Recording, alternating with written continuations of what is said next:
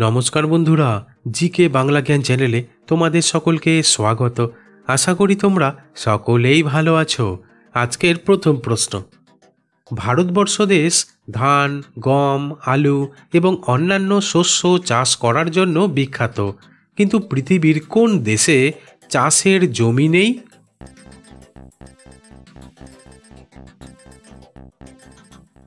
উত্তরটি হলো, পৃথিবীতে এমন কিছু দেশ রয়েছে যেখানে চাষের জমি খুবই সীমিত বা একেবারে নেই, যার মধ্যে অন্যতম হল সিঙ্গাপুর, মোনাকো, ভ্যাটিকান সিটি, যেখানে কৃষি জমি প্রায় নেই বললেই চলে। তাই খাদ্যের জন্য এই সমস্ত দেশ আমদানির উপর নির্ভরশীল। প্রশ্ন, দুপুরে ভাত খাওয়ার পর স্নান করলে শরীরে কী প্রতিক্রিয়া দেখা দেয়?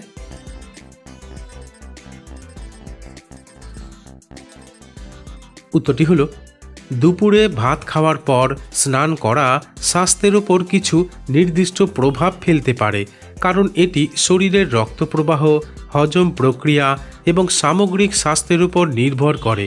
আসলে খাওয়ার পর স্নান করলে হজম প্রক্রিয়াকে ধীর করে দিতে পারে, মাথা ঘোরা বা ক্লান্তি অনুভূত হতে পারে। তাই খাওয়ার পর অন্তত 1 থেকে 2 ঘন্টা অপেক্ষা করে তবেই স্নান করা ভালো। প্রশ্ন, কোন দেশের মানুষ সব থেকে বেশি কুকুর পালতে পছন্দ করে? বন্ধুরা, প্রশ্নগুলি ভালো লেগে থাকলে লাইক করে দিও।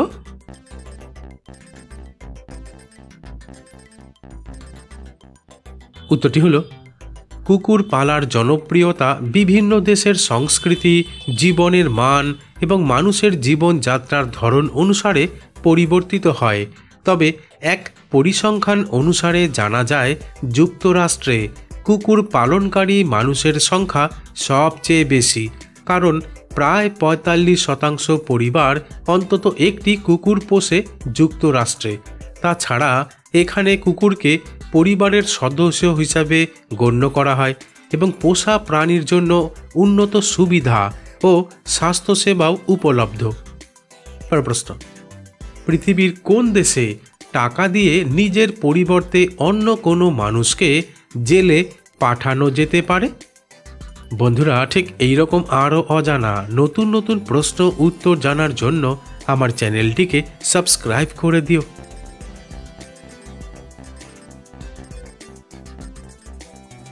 উত্তরটি হলো, শুনে আজব মনে হলেও আসলে কিছু মিডিয়া রিপোর্টে দাবি করা হয়েছে যে চীনে প্রভাবশালী ও ধনী ব্যক্তিরা কখনো কখনো অর্থের বিনিময়ে অন্য ব্যক্তিকে তাদের অপরাধের সাজা ভোগ করতে রাজি করায়, যদিও চীনের আইন অনুযায়ী এটি সম্পূর্ণ অবৈধ। এমনকি এই ধরনের কর্মকাণ্ড ধরা পড়লে উভয়েরই সাজা হতে পারে। প্রশ্ন, বিশ্বকবি রবীন্দ্রনাথ ঠাকুরের জন্ম কোন সালে হয়েছিল?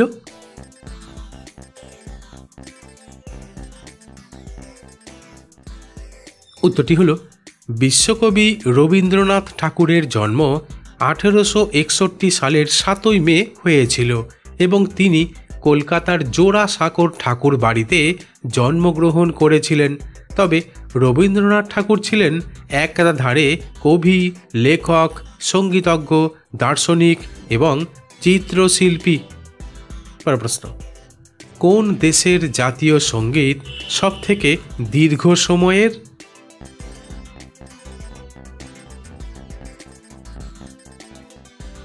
উত্তরটি হলো, পৃথিবীতে সবচেয়ে দীর্ঘ সময়ের জাতীয় সঙ্গীত হল গ্রিস দেশের, কারণ গ্রিস দেশের জাতীয় সঙ্গীত 158টি স্তবক বা চরণ নিয়ে গঠিত, যা এটিকে পৃথিবীর সবচেয়ে দীর্ঘ জাতীয় সঙ্গীত বানিয়েছে।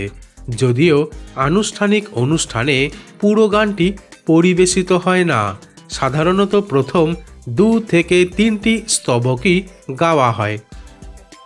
প্রশ্ন, খাওয়া দাওয়ার পর অথবা সকালে ঘুম থেকে উঠে মুখ ধোয়ার পর মুখ মোছার জন্য কেউ গামছা ব্যবহার করে, আবার কেউ টিস্যু পেপার ব্যবহার করে।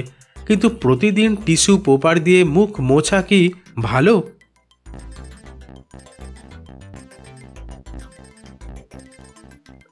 উত্তরটি হলো প্রতিদিন টিস্যু পেপার দিয়ে মুখ মোছা স্বাস্থ্যের দিক থেকে কিছু ক্ষেত্রে সুবিধাজনক হতে পারে, তবে এটি নিয়মিত অভ্যাস হিসেবে গড়ে তোলা সঠিক কিনা তা নির্ভর করে ব্যবহারের পদ্ধতি এবং ত্বকের ধরন অনুযায়ী।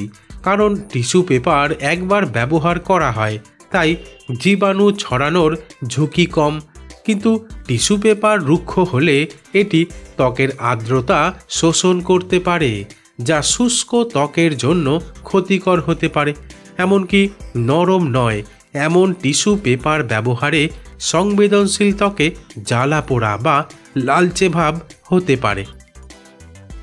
প্রশ্ন, আমরা জানি যে খাবার ভালো রাখার জন্য ফ্রিজে রাখা হয়, কিন্তু কোন ফল ফ্রিজে রেখে দিলে তাড়াতাড়ি নষ্ট হয়ে যায়?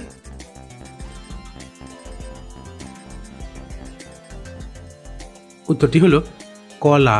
ফ্রিজে রাখলে কলার খোসা অল্প সময়ে কালো হয়ে যায় এবং সাদা অংশটি জলের মতো হয়ে যেতে পারে, যা ফলের স্বাদ এবং গঠন পরিবর্তন করে। তাছাড়া টমেটো ফ্রিজে রাখলে তাদের স্বাদ কমে যায় এবং গুণমান নষ্ট হয়। এছাড়া কাঁচা অ্যাভোকাডো ফ্রিজে রাখলে তা দ্রুত নষ্ট হতে শুরু করবে। প্রশ্ন, সকালবেলা গরম গরম জিলিপি খাওয়া কি ভালো?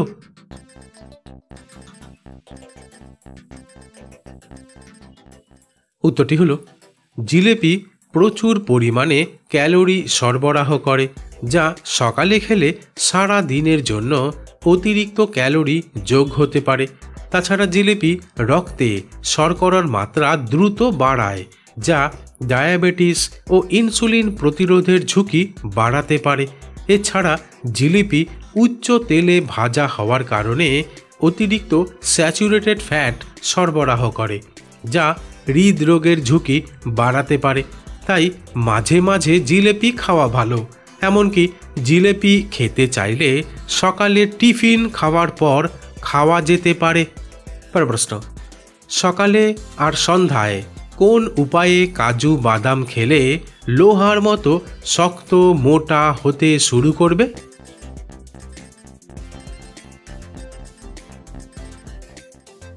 উত্তরটি হলো কাজু বাদাম বেটে 1 কাপ দুধের সঙ্গে মিশিয়ে সকালে আর সন্ধ্যায় খেলে। বন্ধুরা, আজ এখানেই শেষ করছি। পরবর্তী ভিডিওতে নতুন কিছু তথ্য নিয়ে হাজির হব।